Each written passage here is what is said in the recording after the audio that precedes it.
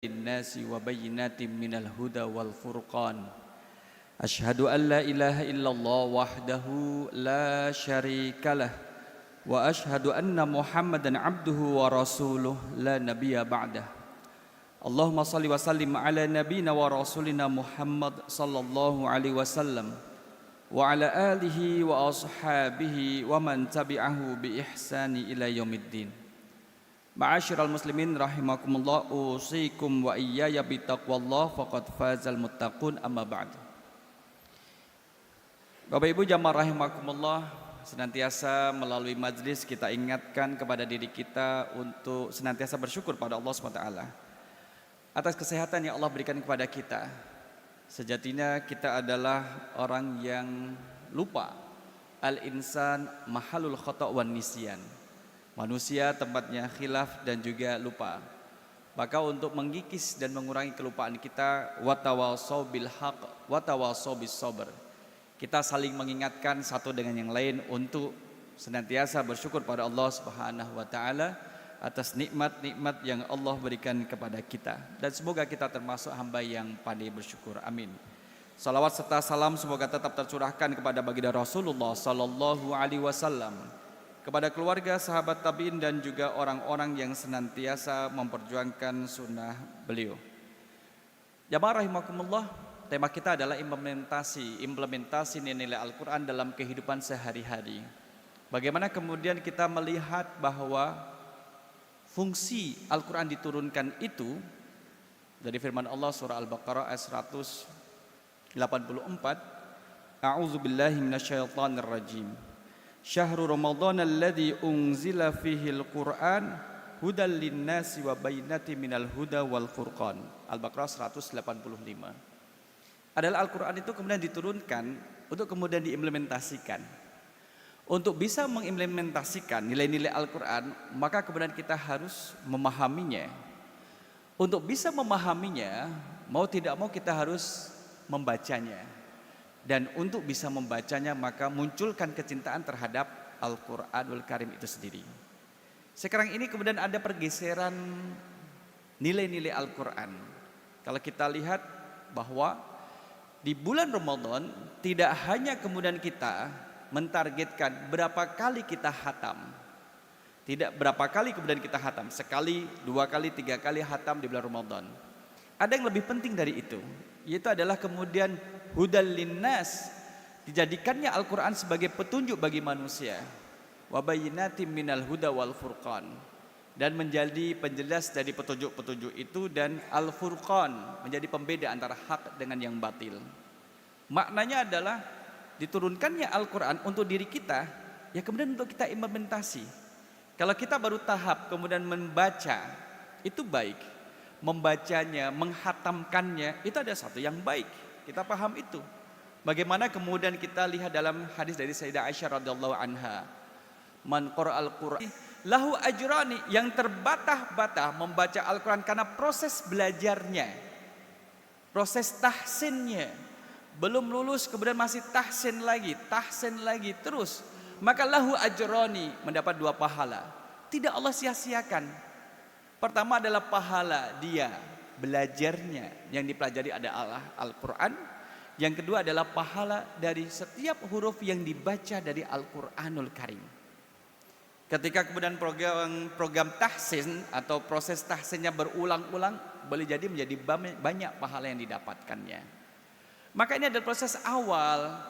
Menjadi berat untuk mengimplementasi nilai-nilai Al-Quran kalau kita sendiri kemudian tidak mau membacanya. Dalam surah Al-Furqan ayat yang ke-30 kita sudah dimention. Wa qala ar-rasulu ya rabbi inna qaumi ittakhadhu hadzal qur'ana mahjura. Bagaimana ketika Rasul Nabi Muhammad SAW berkata, wahai Tuhanku, inna qaumi, sesungguhnya kaumku itu, ittakhadhu hadzal qur'ana mahjura. Mereka menjadikan Al-Quran mahjura, diabaikan. Maka dalam tafsirnya kalau kita lihat, mereka yang mengabaikan Al-Quran adalah mereka yang tidak mau membacanya. Jika di bulan Ramadan saja tidak mau membacanya, harus nunggu bulan apa lagi untuk bisa membaca Al-Quranul Karim? Kalau di bulan Ramadan tidak punya alasan untuk membaca Al-Quran, harus nunggu bulan apa, harus seperti apa lagi alasan agar bisa membaca Al-Quranul Karim. Itu adalah mengabaikan, karena pintu gerbang untuk mengimplementasi nilai-nilai Al-Quran itu melalui membacanya, mendengarnya, kemudian ditingkatkan menjadi tafhimul Quran, memahami Al-Quran. Maka bagi kita jamaah rahimakumullah, Allah beri kemudahan untuk membaca Al-Quran dengan baik. Allah memberikan kemudahan bagi kita untuk kemudian bisa melihat Al-Quran dengan baik dan masih bisa melafalkan dengan suara yang jelas dan lagi baik. Maka kita masuk pada tahapan adalah tafhimul Quran, yaitu memahami Al-Quran, understanding Al-Quran, mindful Quran. Jadi kita memahaminya. Apa kemudian yang diinginkan ayat ini dari kita? Kita diinginkan apa? Apakah kemudian kita diperintahkan untuk melakukan perintah dalam ayat yang kita baca? Atau kita diinginkan untuk meninggalkan larangan dari ayat yang kita baca? Atau ayat yang kita baca itu memberikan informasi? Itu kan melalui tafhimul Quran. Maka jamaah rahimakumullah, ketika kita masuk dalam tafhimul Quran, kita akan mendapatkan keindahan Al-Quranul Karim dari sisi pelafalan dan pemilihan kata-kata di dalamnya. Ketika kita masuk dalam tafhimul Quran, memahami ayat Al-Quran, kita jadi tahu kenapa di sana disebutkan kata ini, kenapa di sini tidak disebutkan. Sebagaimana dalam surah Al-Baqarah ayat yang ke 168, sebagian daripada implementasi nilai-nilai Al-Quran. A'udzubillahi minasyaitonirrajim. Ya ayyuhan nas kulu mimma fil ardi halalan thayyibah. Seruan yang kemudian Allah tujukan kepada semua manusia, ya ayuhan nas, yang masuk kategori manusia masuk dalam ayat ini. Masuk dalam ayat ini. Ketika an-nas menggunakan alif lam at-ta'rif sudah memberi makna spesifik, wabil khusus adalah untuk mereka yang sudah balik. Karena kaitannya dengan hukum. Ya ayuhan nas, wahai kalian manusia yang sudah pada balik. Yang sudah balik. Kulu, makanlah kalian mimma fil ardi, dari apa-apa yang ada di bumi, halalan thayyibah. Halalan thayyibah. Kita tahu halalan thayyibah, halal lagi baik. Iya. Bagaimana kemudian kita mengimplementasikan dalam kehidupan kita sehari-hari? Ketika kemudian jebakannya adalah memakan makanan yang haram, itu sudah bisa dengan jelas diketahui. Oh, ini haram. Makanan yang kemudian daging babi itu menjadi haram, daging anjing dan bagian darinya itu juga termasuk haram. Kemudian apalagi minuman yang beralkohol itu kemudian haram. Sekarang godaannya agak kemudian tipis-tipis. Kalau yang haram dari jenis barangnya itu sudah bisa diketahui dengan jelas, maka sekarang adalah godaannya adalah haram dari cara memperolehnya. Apakah sesuatu itu harus haram? Bahkan yang godaannya adalah sesuatu itu adalah halal, tapi cara mendapatkannya haram akan menjadi haram. Yang akrab dengan kehidupan kita, musim-musim takjilan, pembagian-bagian takjil, yang semua yang membagi akan merasakan ikhlas ketika mampu memberi dan berbagi kepada orang-orang yang berpuasa untuk berbuka. Tapi bagi pelakunya, orang yang mendapatkan makanan yang halal itu dengan cara yang haram, maka akan bernilai haram bagi dirinya. Akan bernilai haram. Dan ini kelihatannya memang halal, makanannya halal, tapi bagaimana cara mendapatkannya itu? Ketika didapatkan dengan cara yang berdusta, menipu, menggunakan tipu daya, berbohong, tidak seberapa makanan yang dikonsumsi, tapi dampaknya adalah kemudian sesuatu yang haram masuk ke dalam dirinya. Kita jadi ingat ketika Sa'ad bin Abi Waqqas bertanya kepada Rasul, memohon kepada Rasul setelah Rasul membacakan Al-Baqarah 168 dan termasuk juga adalah 172 terkait dengan makan makanan yang halal. Ya Rasulullah, ud'ullaha li ayyastajabat da'wah. Rasul, doakanlah kepada Allah untukku Rasul, agar doaku termasuk doa yang mustajab. Itu seorang sahabat jamaah rahimakumullah, sekelas sahabat yang kemudian kita tahu sahabat dari sisi keislamannya, ketaatannya, insya Allah jauh di atas kita, itu masih kemudian memohon kepada Rasul agar didoakan termasuk orang-orang yang mustajab. doanya. Apa kata Rasul? Ya Sa'ad bin Waqqas, wahai Sa'ad bin Abi Waqqas, atib mab'amaka. Atib mab'amaka, dari toba yatibu atib, perbaikilah makananmu. Ya Sa'ad bin Abi Waqqas, sekalipun ini disampaikan Rasul kepada Sa'ad bin Abi Waqqas, tapi juga berlaku untuk kita semua, bukan hanya untuk Sa'ad saja. Berlaku untuk kita semua. Atib mab'amaka, perbaikilah makananmu. Maka dengan memperbaiki makanan, doa kita menjadi mustajab. Maka Rasul kemudian melanjutkan, sesiapa yang kemudian memakan makanan yang haram, memasukkan sesuatu yang haram ke dalam dirinya, dalam tafsir Ibnu Katsir disebutkan dari potongan hadis ini adalah doanya tertahan 40 hari, tidak dikabulkan oleh Allah Subhanahu wa taala. Bahayanya di situ, ketika kemudian kita tidak taat terhadap apa yang Allah firmankan di dalam Al-Qur'anul Karim. Adanya kemudian kita diperintahkan untuk kemudian mencari yang halal. Halal semuanya sudah tahu, cara mendapatkannya harus juga yang halal juga. Kemudian sisi kebaikan lagi baik untuk diri kita, tentunya kita bisa melihat diri kita ini baik mengkonsumsi makanan itu atau tidak. Tapi kemudian yang halal ini kemudian ditaruh di depan, karena tidak sedikit orang yang kemudian merasa lalai dengan kehalalannya ini, asal dapat. Ungkapan yang salah yang pernah beredar adalah, Ustaz, cari yang haram aja susah, apalagi cari yang halal. Itu kan ungkapan yang tidak benar. Maka kemudian kita tidak usah menggunakan ungkapan itu. Fa idza azamta fatawakkal 'alallah. Ya kalau kita sudah punya azam untuk mencari sesuatu yang halal, sudah bismillah laksanakan.